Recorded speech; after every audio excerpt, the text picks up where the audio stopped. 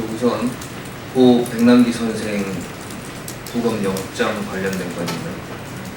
지난 4일 진행된 서울경찰청 국정감사에서 경찰은 10월 25일 이전에 고 백남기 선생에 대한 부검 영장을 집행할 것이라는 입장을 밝혔습니다.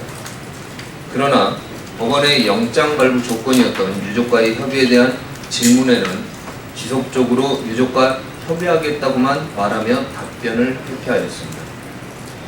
협의하겠다면서 25일 이전이라고 영장 집행 날짜를 못 박은 것은 경찰이 유족의 의사와 상관없는 강제 집행을 선언한 것이나 다름없습니다.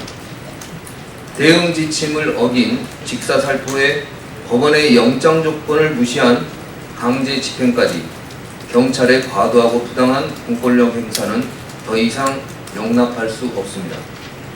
오늘 오후 국민의당을 포함한 야3당은 고 백남기 선생 사건의 진상규명을 위한 특별검사 수사 요구안을 제출할 것입니다.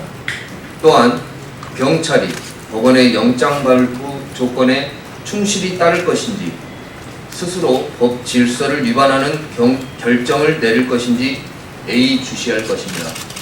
경찰은 유족의 뜻에 따라야 할 것입니다. 두 번째는 우병우 수석 아들 건입니다. 의경은 자대 배치 후 4개월간 다른 부대로 전출이 안 된다는 내부 규정을 무시하고 우병우 수석의 아들이 한 달 만에 운전병으로 발령받았다는 사실이 국정감사에서 또다시 지적되었습니다. 경찰은 우병우 수석의 아들이 코너링이 굉장히 좋아서 뽑았다고 해명했지만 코너링을 잘한다는 명봉이 경찰 내부 규정까지 위반할 수 있는 사유라고 납득할 수 있는 국민은 아무도 없습니다. 법과 질서를 수호해야 할 경찰이지만 재력과 권력을 가진 부모를 만나 금복무까지 편하게 하는 금수저를 위해 내부 규정까지 무시하는 조직으로 전락한 것입니다.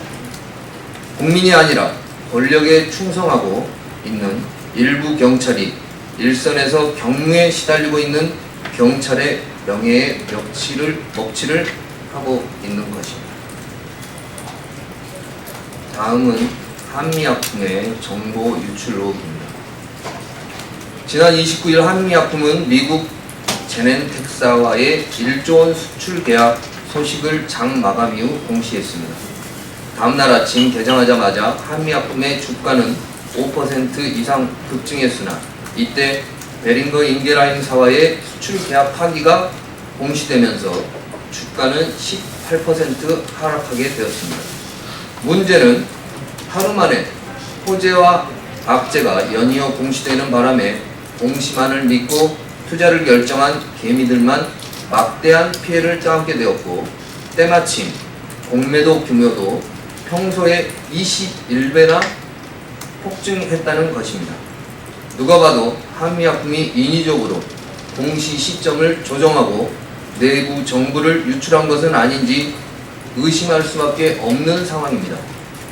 선진국들은 자본시장의 질서를 흐트러뜨리는 사건에 철저한 조사와 중징계로 일벌백계 합니다.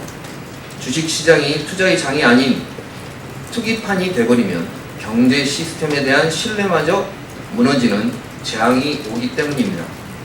자본시장을 교란하는 일은 절대로 용납할 수 없습니다.